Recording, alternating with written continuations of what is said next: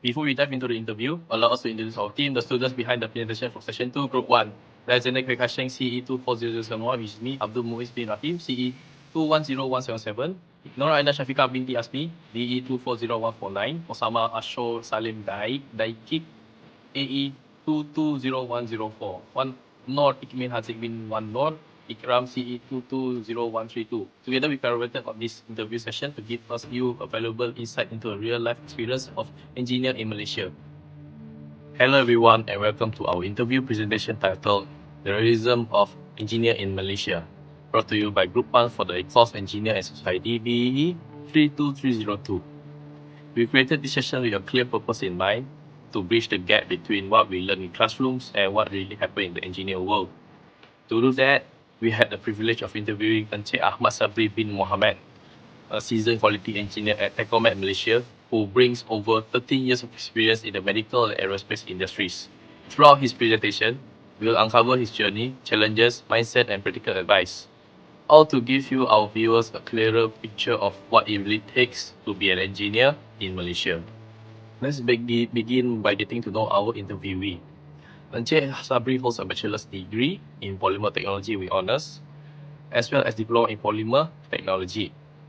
He is currently working at TECOMET Malaysia as a quality engineer, where he plays a role key in ensuring the standards of products in the medical and aerospace sectors.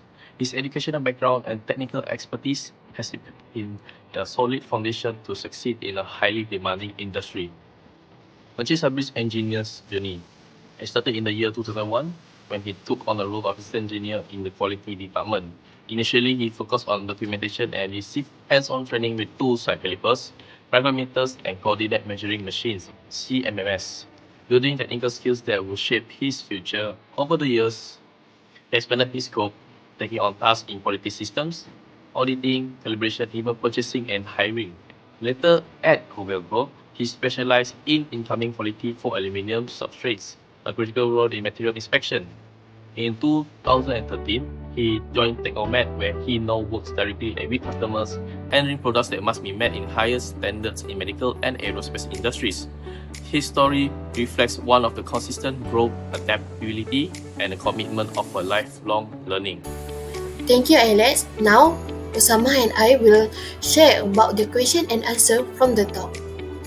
Question 1. Journey that lead Encik Sabri to a current role as a quality engineer at TECOMET. From Encik Sabri's experience, he illustrates a progressive career path within the quality engineer field. He started with a foundational task like documentation, gradually acquiring practical skills through mentorship and hands-on work. Encik Sabri moved to different companies to allow him to broaden his scope, taking one more responsibility and learning about quality system and auditing. He leveraged his accumulated experience to become a key quality figure, dealing directly with a complex product and customer interaction. His motivation appears to be continuous learning and taking on increasing level of responsibility and specialization within the quality domain. Second question. Early responsibilities that shape Encik Sabri's understanding of the engineer profession. From Encik Sabri's experience, he provides a strong foundation for his career mindset and work approach. He started with preparing quality documentation and report from mechanical drawing. This work taught him precision, attention to detailing, and technical communication.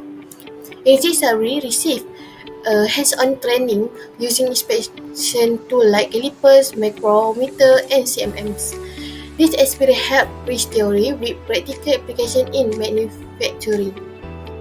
In his second company, he managed a broader range of quality tasks, for example, inspection, calibration, purchasing, and hiring. Encik Sabri gained holistic exposure to the entire quality process across product life cycle stage. Encik Sabri shaped his understanding of the interconnectedness in quality system and their role in business operation. For the question 3, the most demanding aspects Encik Sabri encountered through career and how Encik Sabri navigated them. Engineering is not just about solving technical problems, it includes many other challenges. When someone first starts working in the industry, they need to be to open learning and ready to work hard to get real world knowledge. One of the biggest challenges is dealing with the people. For example, engineering often work with people from different backgrounds and culture, especially the customers. This means they need to good communication skills, culture understanding, and flexibility. Things not usually taught in engineering school. To do well, engineering need to watch, learn, and change how they talk or act depending on how they are dealing with. Working with the other departments also need to clear communication and a good understanding of each person's job to keep things running smoothly. Being a great engineering means have both strong technical skills and the good people skills to work well in the company and with others. Therefore, fundamental qualities or mindset crucial for aspiring engineering. The success in engineering comes from habits, not just getting high grade in school. The engineering need to keep learning all the time, even after they graduate. When starting a new job or working a new field, they may need to learn everything from the beginning. It's important to stay humble and be ready to learn from anyone, even technicians who have a lot of hand-on experience. The engineering should avoid being arrogant and should respect everyone's experience. The good communication skills are very important. Speaking and writing clearly, especially in English and other needed language. The communication helps in teamwork. Job is the few talking to customers and working with the others in the company. These skills help engineering grow, adapt, and work well with the different people in the workplace. Question 5. Innovations or technologies with the more drawbacks than benefits and reasons. The technology is not bad by itself, it depends on how people use it. For example, weapons are a kind of technology that can be used to hurt others. Lasers and artificial intelligence.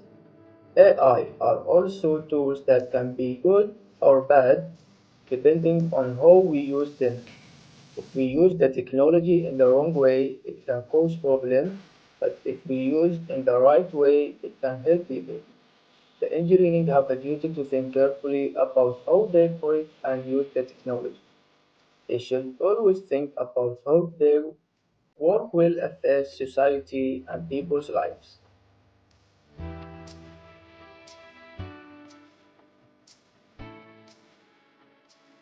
From his experience, Encik Sabri offered 6 core recommendations for aspiring engineers. Firstly, prioritize continuous learning. Engineer doesn't stop at graduation. New technologies, standards, and tools emerge constantly. Staying curious and always learn is key to long-term success. Develop strong problem skills. Solving problems isn't just about using formulas.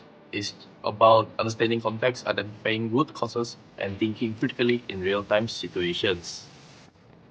Third, improve communication and collaboration. Whether it's writing reports, presenting to customers, or working across departments, clear communication can make or break your impact as an engineer. Fourth, gain physical hands-on experience. Don't just rely on theory. Spend time on the factory floor. Understand how machine works. Talk to technicians, and it will make you a better engineer. Fifth, specialize and get certified. Specializing in niche field and backing it with certifications can set you apart in a competitive job market and deepen your technical mastery. And lastly, stay adaptable to technology changes. Technologies like AI and automations are reshaping the field. Embrace change, stay flexible, and always be ready and upskill as the industry evolves. Alright, Assalamualaikum warahmatullahi wabarakatuh. My name is Sabri, my number is CE101717. So I will proceed to the conclusion. So in the conclusion, engineering goes far beyond what we learn in universities. Encik Sabri journey show us that real learning begins on the jobs, and that a successful engineer must be both technically skilled and people savvy. So he reminds us that engineer must clearly and stay adaptable. So all while holding on to ethics and a sense of responsibility in how we use the technology. So whether you are just starting out already in the industry, remember this: be humble and keep learning and work well with others. That makes great engineers. Thank you. Hello, let's we move to question and answer. The first one, what motivated Encik Sabri to pursue a career in quality engineering, and how did his journey shape in expertise? So, Encik Sabri's motivation stemmed from a strong desire to keep learning and taking on more responsibility. He didn't jump straight into high-level tasks. Instead, he started with the basic like documentation and mechanical drawing reviews. Over time, he developed hands-on skill with inspection tools and quality system. His career and move allowed him to broaden his scope, especially when he managed auditing, calibration, and purchasing. His journey shows us to expertise isn't overweight. It grows through a consistent effort, learning and adapting to every opportunity. So, the second question, what advice does Encik Sabri have for young engineers just entering the workforce? Which is one of the biggest challenges he faced was people related, not just technical problems. He realized early on that working in engineering means dealing with different departments, clients, and cultures. Communication, adaptability, and understanding others' roles become just as important as his technical skills. He had to constantly adjust his communication style and mindset depending on who he was working with. He taught him that engineering success is a combination of both technical precision and interpersonal effectiveness. So, the third question, what challenge did he face in the engineering industry, especially his in career? Which is his advice is simple but powerful. Stay humble, keep learning, and don't act like you know everything just because you have a degree. He emphasized learning from experienced technician, especially in English. He also encouraged engineers to get real-world experience, specialize in the field and automation. It's a reminder that our education is just beginning. Growth happen in the website, in the workplace.